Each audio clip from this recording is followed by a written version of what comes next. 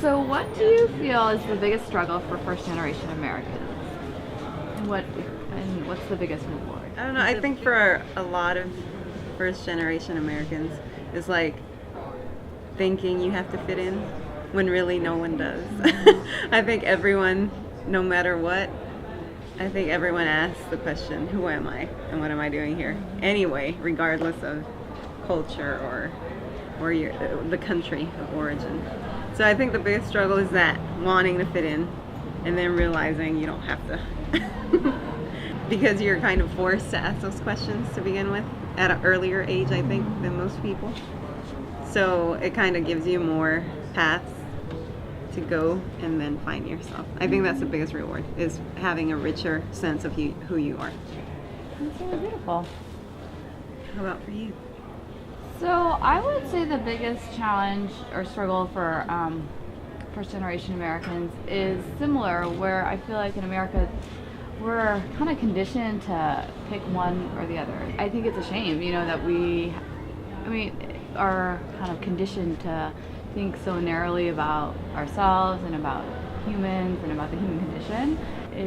It takes time and it takes awareness to really break out of that mold and really think about people as people and really talk to people as individuals about their stories, and it takes more time. On the flip side, the biggest reward I think is that, as Americans, that we have an opportunity to interact with lots of different people.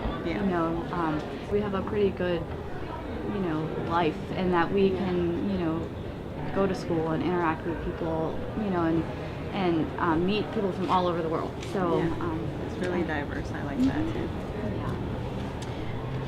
Did you ever feel that it would have been easier for you to grow up in your parents' native country? No. How so? No. I hear their stories and I picture myself in their shoes. I'm just happy to be here, like, no matter what. No, it would not have been easier to live in their country. It wouldn't, because they both come from a really small town. And then, like, their ideas and their viewpoints, they kind of clash with who I am. So it would not have been easier. I would take living here and all the experiences that have shaped me any day. Can you give an example of these points of clashing? Women are supposed to be in the kitchen, and that's period. And I don't agree with that at all. And I don't know if it was just my family, but they didn't really put that much emphasis on education. And to me, I think it's really important. Knowledge is power. Because my mom didn't know how to read. I taught her how to read when I was in middle school. So, and my dad he wasn't really open and affectionate. So he knew how to read, but he didn't read to us growing up. So when I learned how to read in elementary, it's like this whole world open, and I would never stop reading. I was always reading. I'd read. And that was never really a big part of growing up for me. But now I love it.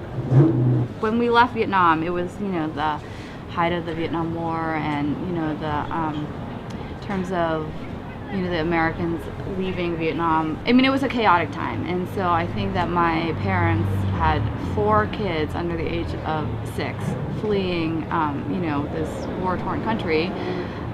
So would I want to go back to that situation? No. My mom talks about a childhood that was pretty idyllic. You went to school, and then you came home and you played with your neighbors, and you played with your cousins. You went to the river to swim and stuff like that. In my mind, that seems like the childhood I would want my kids to have. It's appealing to me, in terms of just simplifying and connecting with people as people, and not getting so distracted with technology and space. My parents grew up in the same town, and it was it was sort of an arranged marriage. There are my grandmothers paired them together, and so kind of like that level of community, so I think they tend to romanticize it, though. Yeah, their that's childhood true. especially, because my mom would talk about the trees and the fruits just falling down, and it's like, here why don't they tell us that it has these ingredients that we're not supposed to be consuming? Or so we have to keep that in mind, that the time is different, and then they romanticize it like I think we all do, our childhood. Yeah, exactly. Does your family have any influence in the direction you take your career or education? In Asian American culture, there's like this pressure to, take on certain professions, that are science-based or performance-based, So when I was in college and I decided to go to grad school for social work, they said, "What is that? What would you do?" And I said, "Well, it's kind of like helping people. You get paid to help people." And so I think they were like okay with that, But now my parents are, pretty proud that I am, helping people, and I get to, give back to people. So, yeah. What about you? Well, I mean, my dad was a musician when he was growing up. Mm-hmm. So my brothers and I grew up around music, and it was just normal to us, like instruments laying everywhere, even in the kitchen.